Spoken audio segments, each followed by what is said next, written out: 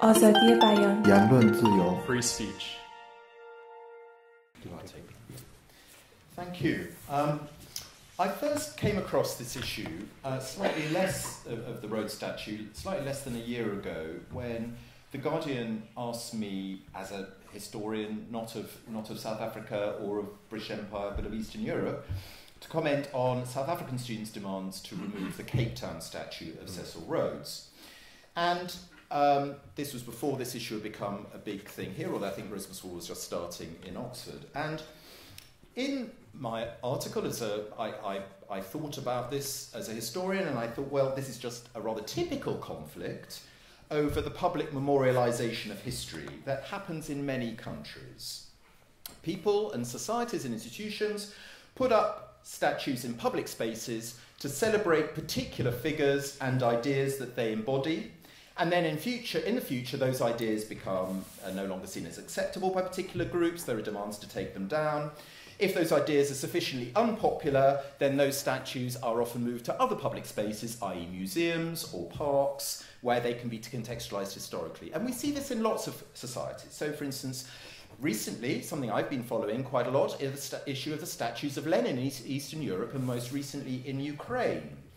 Like Rhodes, these actually are seen in Eastern Europe not necessarily just as statues embodying communism, but also glorifying imperialism, i.e. Soviet imperialism. And of course in the Baltics and Ukraine, there are supporters of these statues as well as opponents, and there are big arguments about these statues. And interestingly, it's often the issue of empire that is particularly controversial when it comes to these statues. So one thinks about, say, the big rows that are still going on about the very prominent statue of Leopold II in Brussels. There have been big arguments there about it.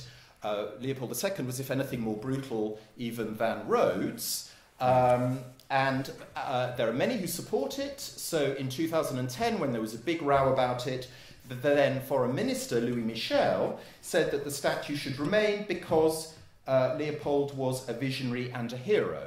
Now, naturally, lots of people object to that. So I put the argument, the story about the issue of Rhodes in that context in the article, and I said it's perfectly reasonable, perfectly normal for people to want to move these statues and put them into museums or parks. So there's a big monument park in Moscow where you can see fallen statues of Lenin and Stalin.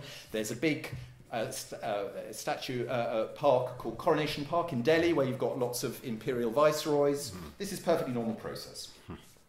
So I was pretty amazed and stunned and disappointed, to say the least, when the debate blew up in Britain over the Oxford statue, and it was dominated by this issue of free speech and no platforming. Now, as everybody seems to be agreeing, this is bizarre. This is not an issue of free speech. I mean, I take a very liberal view of no platforming, and yet at the same time, I'm very anti-no platform. But I think it's perfectly reasonable to move statues in public space, glorifying certain ideas that are no longer acceptable, seen as acceptable. You can move those to museums. So why did the debate become so distorted? Now, I followed the debate carefully, and it was clear to me that this was an agenda initially set by the right-wing press, by the Telegraph and the Mail in particular, and it was a very clever strategy from their point of view.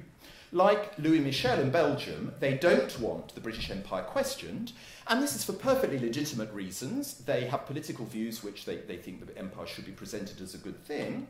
But interestingly, unlike Michel in Belgium, they don't want to say so openly, because the elite discourse is more anti-empire and more pro-cosmopolitan, if you like, than it is in Belgium. So instead, they have to move the debate away from those issues, the real issue, to the unrelated issues of free speech, and then to try and delegitimise the RMF campaigners. So they want to portray the campaigners as fanatics who are obsessed with these safe spaces, or as silly people who want to destroy all statues, including statues of Henry VIII, so we'll have empty plinths throughout the land, apparently, or even as ISIS-type iconoclasts who want to smash things up.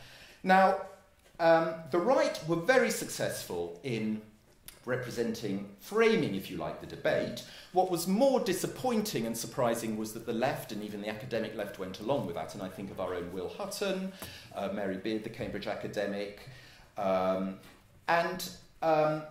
but of course, if they had represented the debate, if the right had represented the debate as one of memorialisation and statuary, which it should have been about, then it would have been much more difficult for them to win.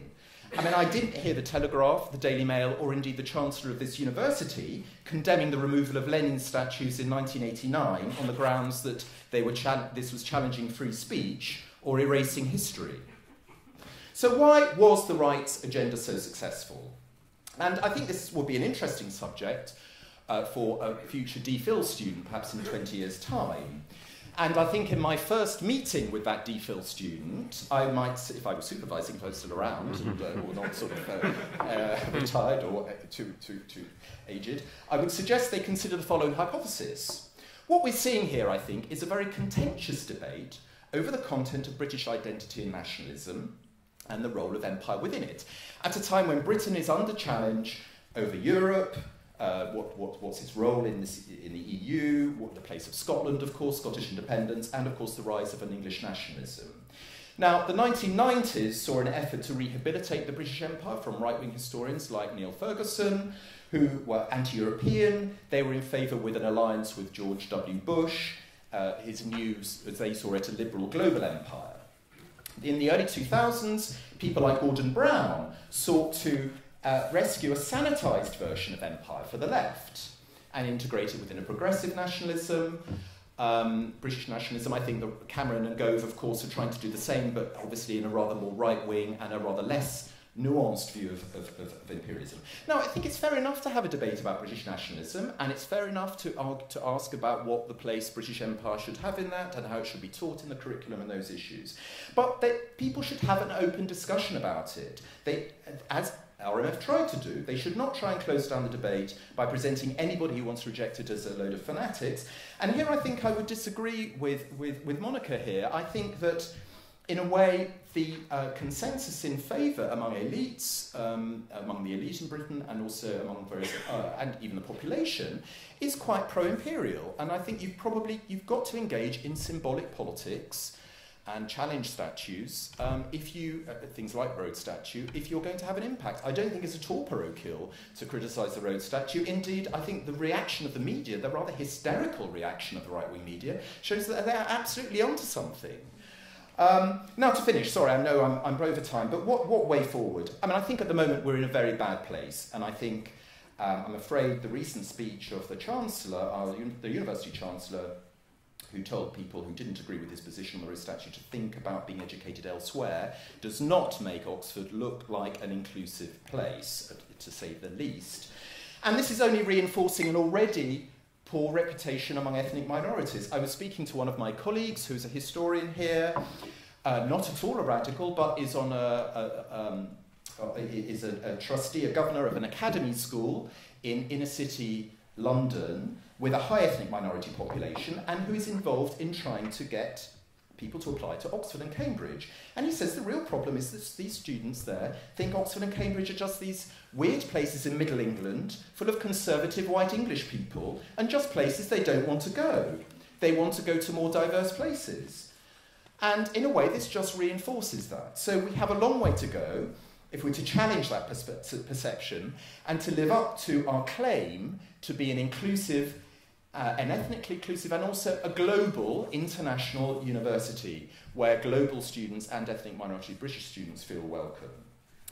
So I think in the discussion we really need to think very carefully about how we should go forward on this and how we might be able to address what is now really a very poor reputation and in a way an even poorer reputation that Oxford now has as a result of this very disappointing and sad outcome.